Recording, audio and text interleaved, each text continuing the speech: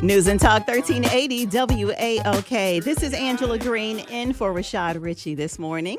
And right now, I want to welcome our very special guest, Joy Reid from MSNBC. Good morning, Joy Reid, and welcome to WAOK. We are so happy to have you. Good morning. We're so happy to have you this morning as our guest. And I want you to know that you are amongst family. So go ahead and take your shoes off and pour yourself a glass of Kool-Aid. And I want you to know it is too early for Kool-Aid. Yeah, no. It's a little too early. I need coffee first. Coffee, then your Kool-Aid. Okay, I hear you. Yes. So when the Wendy Williams show was real popular, my mother used to joke all the time that she got her hard news from Wendy. That's how I feel about your Instagram posts. They keep me at the head of the class. In fact, that is how I got the idea to reach out to your producer, who is a sweetheart, by the way, to invite you to be on the show. I absolutely love your Instagram posts. Well, thank you. I appreciate that. I'm glad that people are paying attention to the gram. It's like an extension of the show and of what I do on air, because it reaches a different audience. It doesn't necessarily sit down and watch cable news. So I feel like, and I'm an old talk radio girl myself. I came from talk radio. I feel like it's closer to that vibe of just being able to just keep it real and I love it. Yes, definitely. So word on the curb is that some of our cousins think that Trump's assassination attempt was a staged event. Just some of the things they're thinking, and I've been talking to people all morning. They're just feeling like things are just not quite adding up. What do you know about the assassination attempt that maybe we don't know? I mean, there's not a lot of information out there.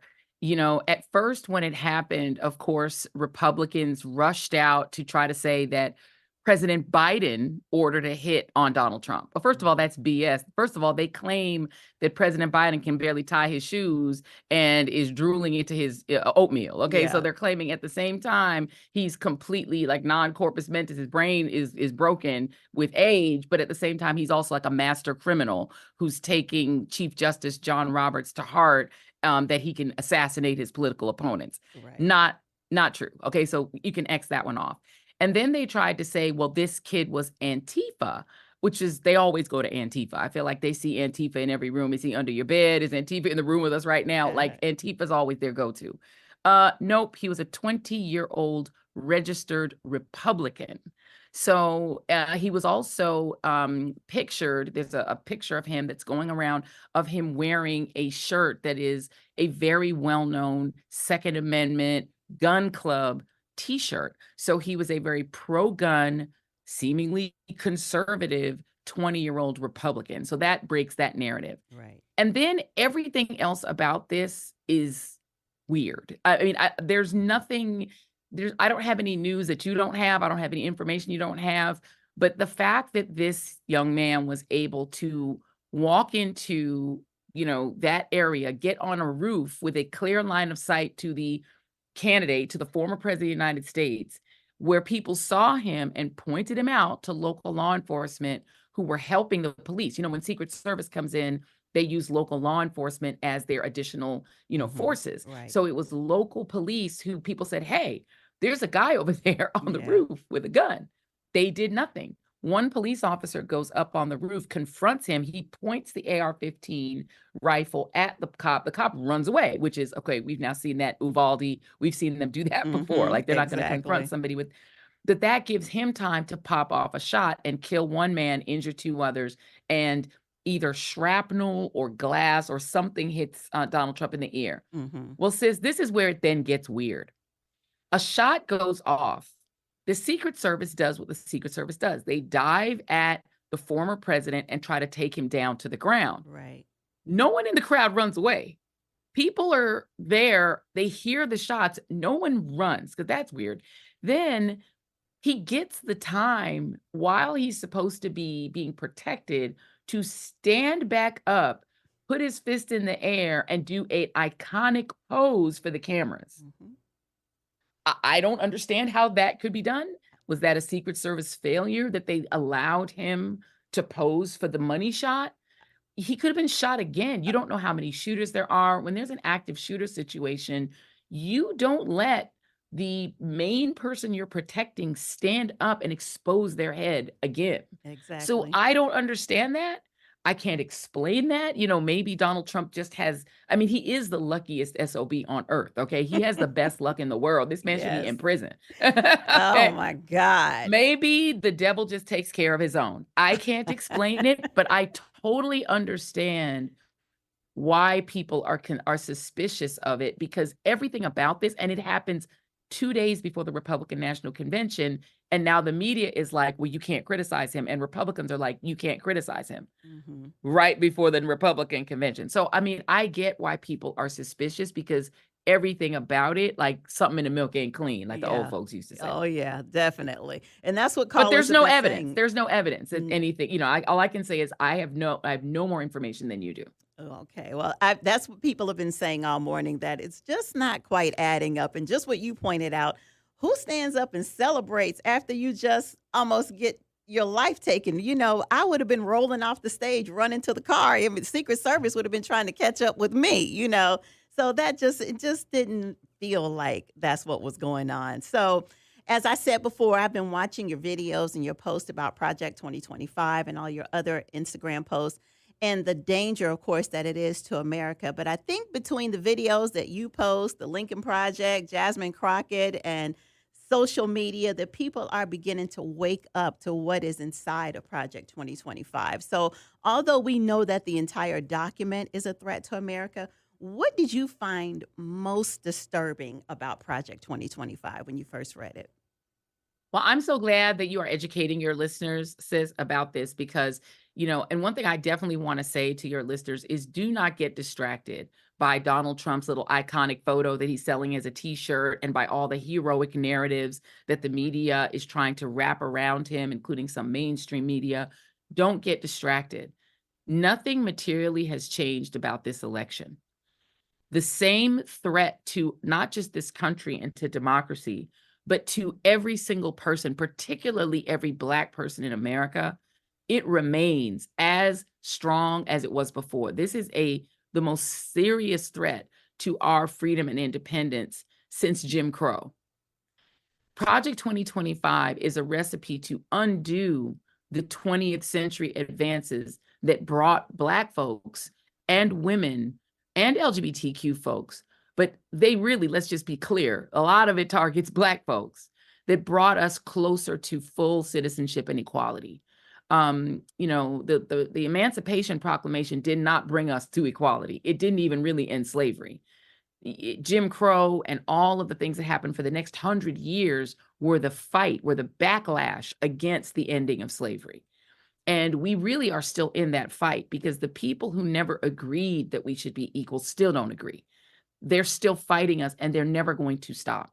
So the most dangerous things to me in Project 2025, thing number one is Schedule F. Actually firing some 50,000 federal workers. Why is that a threat to Black people? Because these are the career individuals in the federal government who, by the way, are disproportionately us. I don't know if y'all realize, from the Clinton administration on through Obama, a lot of Black Americans hold jobs in the civil service and in the federal government. And so the federal government looks a lot like America. About 16% of federal workers are Black. That's higher than our percentage in the population. These people would be the first to go, because they're not going to take the loyalty oath to Trump. You have to take a personal loyalty oath to the president in order to work in the federal government. That's like China. Oh my God. And that's also going to mean these federal agencies will not be able to protect us. We live disproportionately in places that are more polluted, places like the corridor of shame. Our water tends to be more polluted. Our air tends to be more polluted. We live in places like Louisiana. The Environmental Protection Agency would be destaffed and closed. There would be no more federal protection to even attempt to address our literal physical deaths from smog, pollution, dirty water, dirty air. The second thing is eliminating our history from America's schools.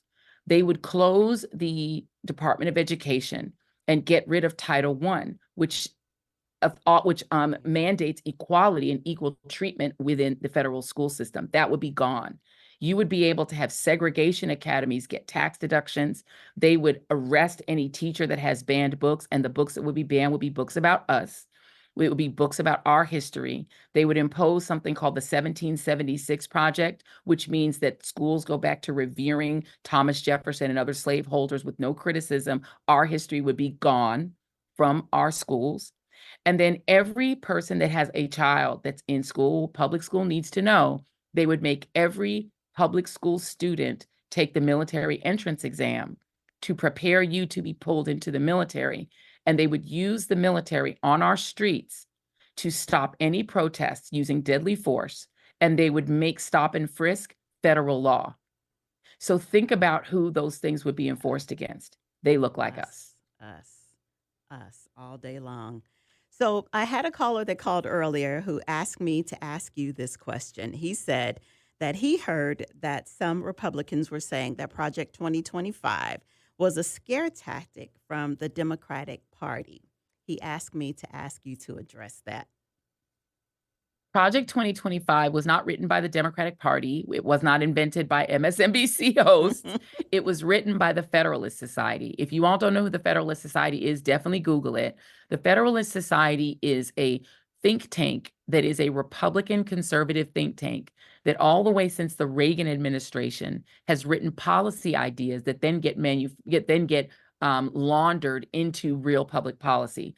A lot of the Reagan policies that hurt us financially, trickle down economics, a lot of those ideas came from the Federalist Society.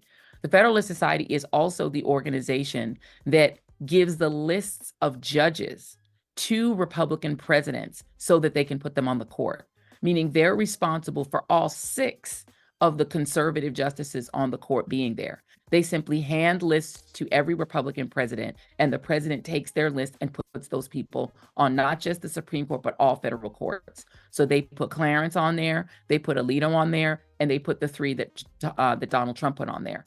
Their ideas go into actual practice. That's the way it's been since the 1980s. So they wrote Project 2025 along with a group of advisors, 23 of whom served in the Trump administration.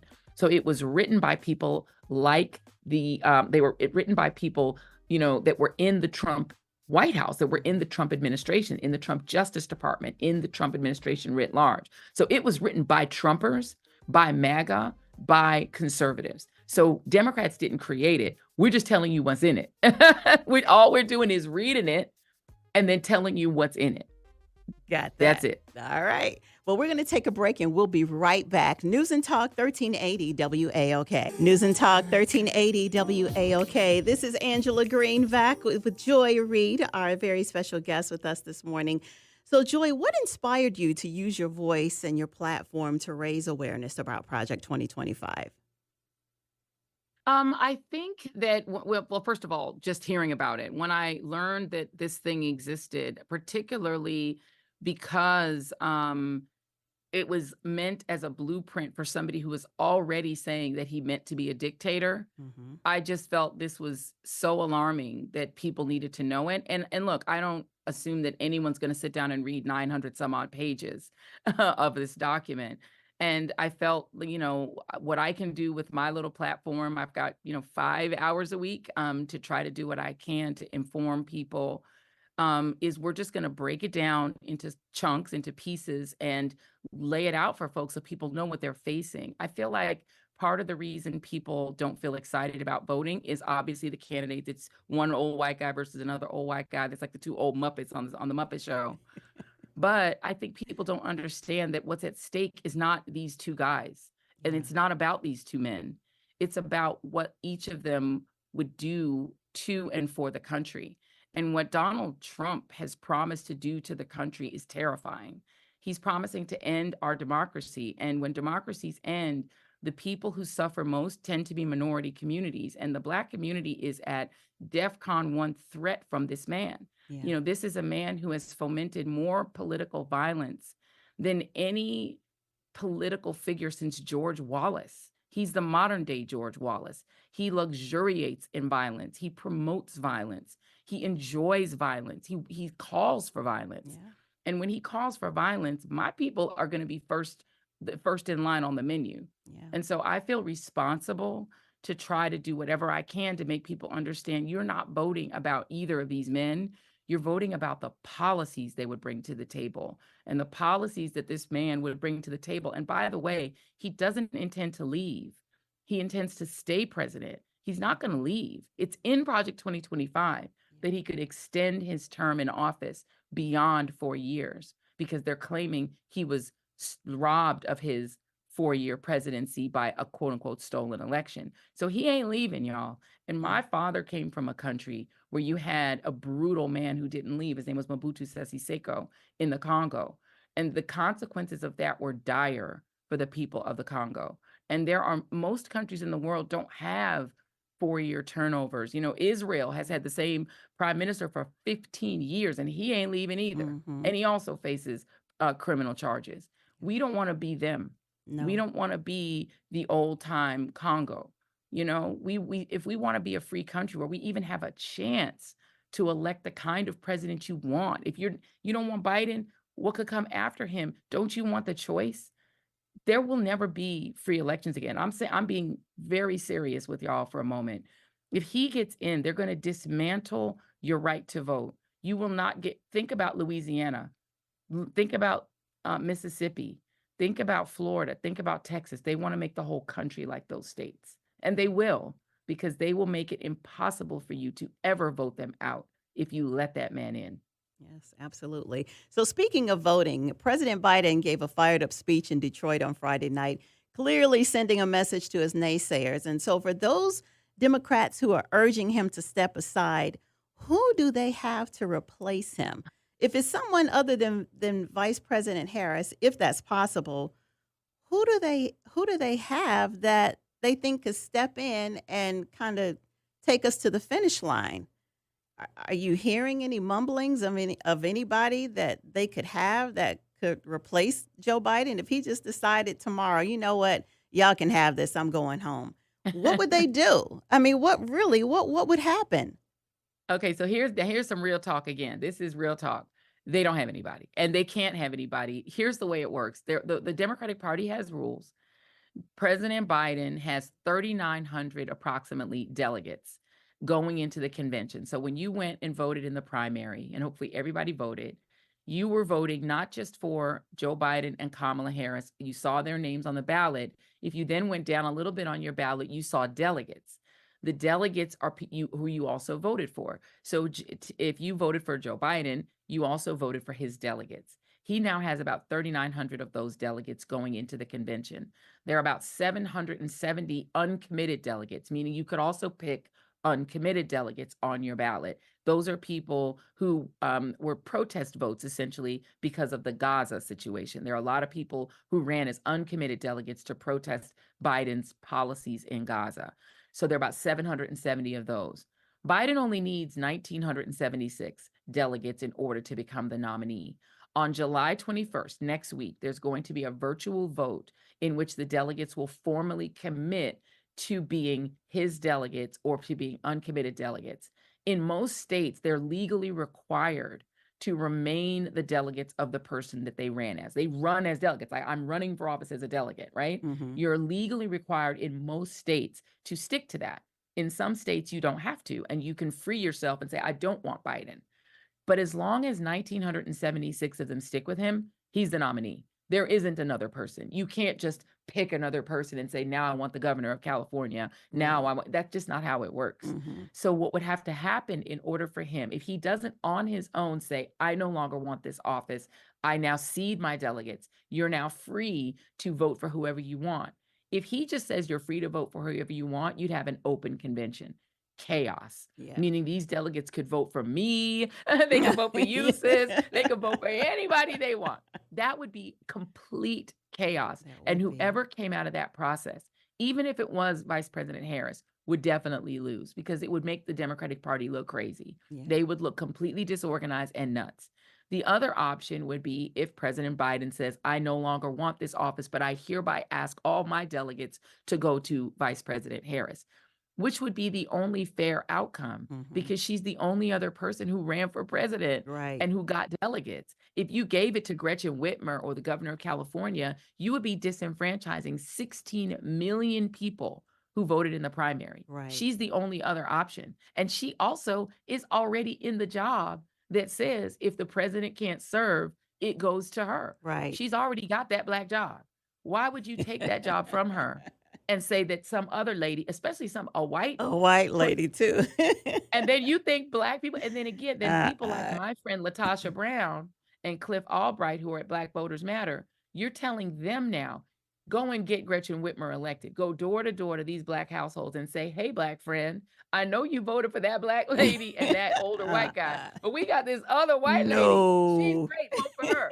Not gonna happen. It's him or it's her. You got two options. It's that old guy or that sister. It's one of them. And there's no other options. And if anybody tells you there's other options, they are lying to you and playing fantasy football and getting you to fantasize and waste your time. So do you think that America is ready for VP Harris to be president? What do you think that would look like? I think that the right would completely try to destroy her. I think that you've already seen some of the attacks, the sexist, misogynistic, racist attacks that they'll call her DEI. They'll do all of that. But I think what would happen is if she was the nominee, first of all, it would be a huge story. So she'd get a lot of attention. It would be a short campaign. So we would be talking about this happening in July or August. You'd only have 3 more months to go. And so in a short campaign, with her being able to introduce herself at the convention, she would get a honeymoon off of that. I think she actually would have a chance. I'm not sure America would elect her if, let's say, in 2028, she just ran on her own because America hates women. Right. Yeah. But I do think that because of a truncated, very short, very exciting campaign. And look, if you think about it, what would you need in order to counter a man who has sexually assaulted and the judge said raped a woman in a public place, somebody who is a adjudicated criminal, felon, who owes the city of New York $500 million because he is also a scammer? Well, a prosecutor might be the best thing to go up against him. This lady was a sex crimes prosecutor. She could nail him on the rape. She could nail him on all the women who have accused him of sexual abuse, all the women who have accused him of sexual impropriety. She could nail him on being a felon. She could, she could prosecute the crap out of this man. Yeah. So I would love to see it. And part of me is like kind of hoping for it because I'm like, she would destroy him. She was so good in questioning these people who are going up for Supreme Court seats, questioning Bill Barr. It would put her back in her sweet spot of being a prosecutor, but in a good way that wouldn't hurt her. So I actually think it would be dope, but I don't think I think at this point, I'm being realistic. If he doesn't choose to leave, then we need to be prepared to fight the battle we have, not the battle we dream of. Yeah, exactly. We're not going to get a dream. You don't get an Obama, but if you get that in your life, you get what you get, and you've got to run that to the finish line. Absolutely. That is well said. Joy, thank you so much for joining us this morning. We have enjoyed having you. Just promise me that you will come back sometime soon. I'm going to absolutely. Thank you. I have enjoyed watching your Instagram posts, and I'm going to keep doing that and inspiring others to do the same. Let our listeners know how they too can follow you on Instagram or any other social media. Absolutely. You can follow me at Joy Ann Reid, JoyAnnReid on Instagram. That's also where I used to be on the Devil app, X Twitter. I'm still there, but I don't really use it, but I'm still there. The Devil app. The Devil app. But you can also follow me on TikTok. I am Joy Reid Official. Joy Reid Official on JoyReid Official on TikTok. But you can also, if you happen to be on YouTube, or if you do watch cable news, you can also watch my show, which is The Readout, and it is 7 p.m. weeknights on MSNBC, and they also do post it on YouTube, so you can catch me there too. Absolutely. Thank you so much again for joining us, and we'll talk to you again real soon. I'll reach back out to your sweetheart producer. He is an absolute sweetheart. We call him K-Force One, Caleb Field. We call him K-Force One. Well, thank you very much. You are welcome. Thank you so much. News and Talk 1380 WAOK.